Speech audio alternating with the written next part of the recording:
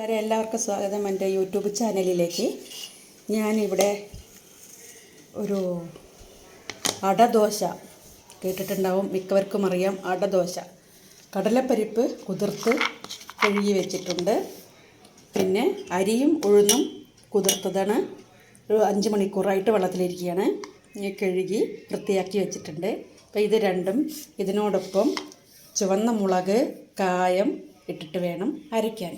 അപ്പോൾ ഇതെല്ലാം ചേർത്ത് അരച്ചിട്ട് മാവ് കുറച്ച് സമയം കഴിഞ്ഞിട്ട് 2 മണിക്കൂർ കഴിയുമ്പം നമുക്ക് ദോശ ഉണ്ടാക്കാം.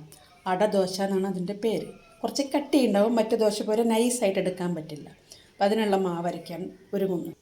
ഇങ്ങനെ കടല പരിപ്പ് കഴുകി ജാറിലിട്ടിട്ടുണ്ട്. മുളക് കഴുകി കരിവേപ്പിലയും കൂടി ഇതിലോട്ടിടാം. ആദ്യം ഇതിനെ അരച്ചെടുക്കാം. ഒരു 3 ഉണക്കമുളകാണ് എടുത്തിരിക്കുന്നത്. 2 ചെറുതാണ്, 2 വലുതാണ്. പിന്നെ ഇടുന്നത് കായമാണ്. ഈ കായവും കൂടെ ഇതിനകത്തേക്ക് ചേർക്കണം. ഒരു ചെറിയ കഷ്ണം കായം, ഇത്രയും മതി. കായത്തിൻ്റെ പൊടി ഉപയോഗിക്കുന്നവരാണെങ്കിൽ 1/2 ടീസ്പൂൺ കായപ്പൊടി ഉപയോഗിച്ചാൽ മതി. കുറച്ച് ആദ്യം ഇതിനെ അരച്ച് മാറ്റാം.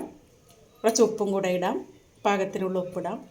എന്നതിന് ശേഷം അരി ഉഴുന്നും കൂടെ അരച്ചെടുക്കാം. 2നും 2 അരവാണ്, അതുകൊണ്ട് അത് നന്നായിട്ട് അരിയണമെങ്കിൽ ഇത് അധികം അരിയില്ല. അടദോശയ്ക്കുള്ള ചേരുവകളാണ് അരയ്ക്കാൻ പോകുന്നത്.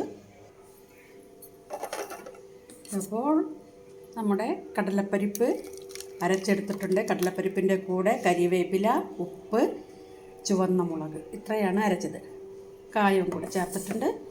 ഇനി നമുക്കതിലേക്ക് വേണ്ട കുറച്ച് ഉഴുന്നും അരിയും കൂടെ ഇടാം. അരി നമ്മളെ ചോറിനെടുക്കുന്ന അരിയാണ് കേട്ടോ, ഇഡലി അരിയല്ല, ചുവന്ന അരിയല്ല, വെള്ള അരി. ഇത്രയും കൂടെ ഇതിലേക്ക് അരച്ച് ചേർക്കണം.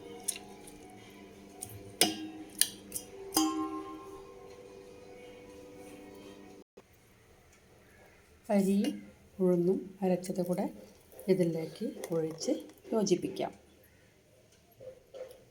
ഒരു 7 മണിയാകുമ്പോൾ ഉണ്ടാക്കാം. 2.5 മണിക്കൂർ കൊണ്ട് ഊറിയാൽ മതി. അപ്പോൾ അളവ് എങ്ങനെയാണെന്ന് വെച്ചാൽ 1/2 ഗ്ലാസ് ഉഴുന്ന്, 1/2 ഗ്ലാസ് അരി, 1/2 ഗ്ലാസ് കടലപ്പരിപ്പ്, ഇത്രയാണ് ഇട്ടിരിക്കുന്നത്. ഇതെല്ലാത്തിൻ്റെയും കൂടെ കുതിർന്നതിന് ശേഷം അരയ്ക്കുന്നതിനോടൊപ്പം നമ്മുടെ എരിവിനാവശ്യത്തിനുള്ള ചുവന്ന മുളക്, കായം, കറിവേപ്പിലയാണ് ഇട്ടിരിക്കുന്നത്. ഉപ്പും ചേർത്തിട്ടുണ്ട്. ഇത്രയാണ് ചേർത്ത് അരച്ചിരിക്കുന്നത്. അടദോശയുടെ മാവിനെ ഒന്ന് മിക്സ് ചെയ്ത് വയ്ക്കാം. അരി ഉഴുന്നിൻ്റെ കൂടെയുള്ള ഇളക്കി യോജിപ്പിച്ച് വയ്ക്കാം. ഓക്കെ, എല്ലാം റെഡിയായി വെച്ച് നമുക്ക് 2 മണിക്കൂർ കഴിയുമ്പോൾ 2.5 മണിക്കൂർ കഴിയുമ്പോൾ നമുക്ക് ഉണ്ടാക്കാം. അധികം പുളിക്കാനൊന്നും വെക്കാറില്ല. അടദോശയ്ക്ക് അരച്ച് ഉടനെ തന്നെ ഉണ്ടാക്കുകയാണ് പതിവ്. ഇതൊരു തമിഴ്നാടിൻ്റെ ഒരു ദോശയാണ് എന്നാണ് അറിയപ്പെടുന്നത്. അത് നമ്മളിടയ്ക്ക് ഉണ്ടാക്കാറുണ്ട്, അതുകൊണ്ട് ഞാനതൊരു വീഡിയോ ചെയ്തിടാമെന്ന് വിചാരിച്ചു. അപ്പോൾ എല്ലാവരും ഈ വീഡിയോ കണ്ട് എന്നെ ഒന്ന് സപ്പോർട്ട് ചെയ്യണം. എൻ്റെ ചാനലൊന്ന് സബ്സ്ക്രൈബ് ചെയ്യണം. എല്ലാവരും സന്തോഷവും സ്നേഹത്തോടെ ഇരിക്കുക. അപ്പോൾ അടുത്ത വീഡിയോയുമായി വരുന്നത് വരേക്കും bye. Thank you for watching.